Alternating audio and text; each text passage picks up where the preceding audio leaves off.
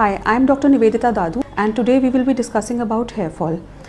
Seasonal hair fall is a very common thing, but if you are residing in a populated and polluted city like me, then you need to know that oxidative stress also causes a lot of hair damage, and that's when you need to see a dermatologist. Today I will be answering some questions that I generally get from my patients.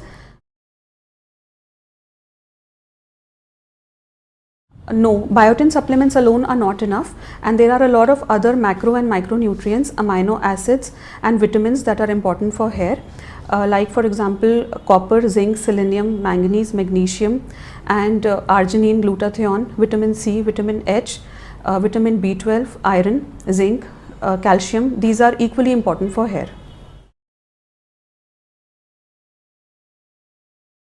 Right diagnosis is important for right hair fall management, and therefore treatment of each patient varies, and your hair fall diagnosis could depend upon the pattern of your hair thinning, your gender, your age, your lifestyle, and it could also depend on whether you have some scalp disorders, or if it is your hair fall could be genetic, autoimmune.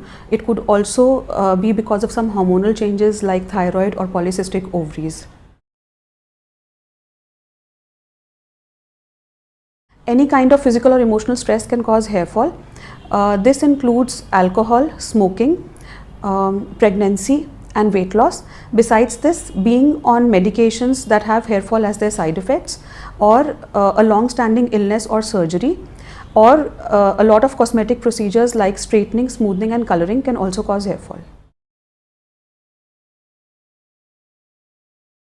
There are various advanced hair growth peptides and solutions that are non-minoxidil and can be used alone or along with adjuvant therapies like mesotherapy and PRP for best results, and these promote hair growth and arrest hair fall.